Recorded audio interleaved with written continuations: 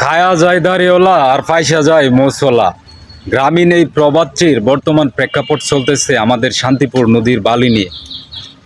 অত্র ওয়ার্ডের সাবেক একজন প্রতিনিধি উনি দেখলাম কিছু মানুষের নাম বলছে আমাদের গ্রামের শান্তিপুর নদীর বালু নাকি তারা বিক্রি করতেছে।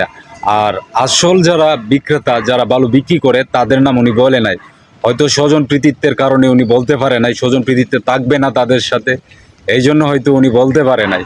তো আমরা বলতে পারি, আমরা শান্তিপুরের মানুষ, শান্তিপুরের কে বা কারা বালু বিক্রি করতেছে এটা আমরা ভালো করেই জানি। যদিও গ্রামের বাহিরে থাকি কিন্তু গ্রামের খবর কিন্তু সব কিছুই জানি। তো আমি তাদের উদ্দেশ্যে বলতে চাই, আপনারা নিজেরা অপরাধ করে নিজেদেরকে খুব বড় মনে করতেছেন আর খুব চালাক মনে করতেছেন যে আমরা আসলে অপরাধ কইরাও আমরা নিজেরা সামনে আসতেছি না বা আমাদের নামগুলো প্রকাশ্যে আসতেছে না। 200-500 টাকা দিয়ে একটা সাংবাদিক আইনা ভুয়া সাংবাদিক দিয়া নিউজ করাইলেন, একটা ভুয়া নিউজ দিলেন। এটা কিন্তু দূরের মানুষ জানুক আর না জানুক, আমরা গ্রামের মানুষ সবাই জানতেছি। তো এটা ভবিষ্যৎ প্রজন্মের জন্য একটা বড় হুমকি দিতেছেন আপনারা। হুমকি কি? এবং শান্তিপুরে এক শ্রেণীর মানুষ আছে যারা, তাদের জন্যই কিন্তু মূলত এই কাজগুলো ঘটতেছে। এই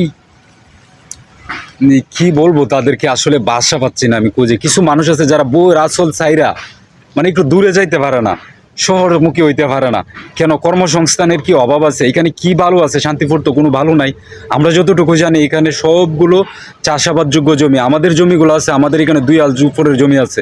আমাদের জমিগুলো দেখতাম যে মরিচ করা হইলে 3 গুণ মরিচ হইতো। অন্য অন্য ফসলি জমির চেয়ে উপরের যে জমিগুলো আছে তার চেয়ে নদীর যে চরের জমিগুলো এখানে 2 গুণ 3 গুণ বেশি ফসল হইতো। কারণ যদি কোনো এলাকায় চর জাগে তাহলে ওই এলাকার মানুষের ভাগ্য পরিবর্তন হয়, আর যদি ওই চর বিলুপ্ত হয় তাহলে মানুষের ভাগ্যও বিলুপ্ত হয়ে যায়। তো আমাদের এই সেম অবস্থা। আমাদের মনে হয় ভাগ্য পরিবর্তন হবে না, কারণ এটা আমাদের নিজের দোষের জন্যই হয়েছে এমন।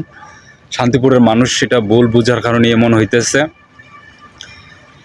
যে যার মধ্যে করে বালু বিক্রি করতেছে। আর আমি একটা কথা বলতে চাই, শান্তিপুর তরুণ প্রজন্মের ভাই বন্ধু সবার উদ্দেশ্যে বলতে চাই, আমাদের গ্রামের মধ্যে কিন্তু অধিকাংশ মানুষ অশিক্ষিত। আর বিশেষ করে অশিক্ষিত মূর্খতার কারণেই কিন্তু মানুষের মধ্যে বেশি হিংসা। ওই হিংসা থেকে যদি আমরা না বেরিয়ে আসতে পারি তাহলে কিন্তু কখনোই আমাদের ওই সম্পদগুলো আমরা রক্ষা করতে পারবো না। হিংসা মানুষকে ধ্বংস করে, এটা একটা চিরন্তন সত্য কথা, এটা হাদিসেরও কথা। তো আমি চাই ওই হিংসা বিদেশ থেকে আমরা সবাই বেরিয়ে আসতে হবে। আমাদের যে পূর্বপুরুষ যারা আছে, আমাদের পূর্ব প্রজন্ম যারা আছে, তাদের মধ্যে বেশিরভাগই অশিক্ষিত থাকার কারণে তারা একটা গ্রামে বসবাস করলেও তারা কিন্তু একটা পরিবারের মতো করে বানায় নিতে পারে নাই। তো আমরাও যদি একটা এই প্রজন্মের মানুষ হইয়া আমরা এই ডিজিটাল যুগে আইসা আমরা এগুলো না বুঝি তাহলে কিন্তু আর কিছু করার নেই। আমরা এখন সময় এক হওয়ার, আমি শান্তিপুরের যুবক ভাইদেরকে বলবো সবাই এক হয়ে যান আপনারা। এটা কিন্তু খুবই একটা ক্ষতির বিষয় যে এই বালুগুলা নিতেছে, বালুগুলা নিয়ে কি ক্ষতি হইতেছে? এই বালুগুলা পর্যাপ্ত মূল্য পাইতেছে না জমির মালিক যারা আছে। এখানে তো কাজ জমিও নাই, সবগুলোই তো রেকর্ডের জমি।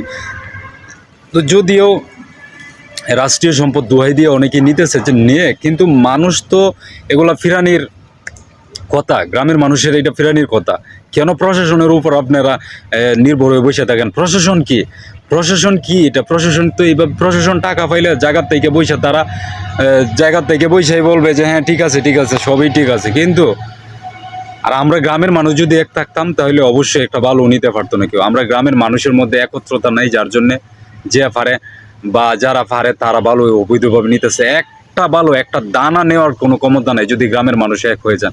এখনো সময় আছে, সবাই এক হয়ে যান, না হয়তো ভবিষ্যতে এই বালুর জন্য আফসোস করবেন। আর যারা আফসোস করবেন বা যারা এখন এটার সাথে জড়িত আছেন, আমরা কিন্তু সবার নামই জানি, সবারই চিনি।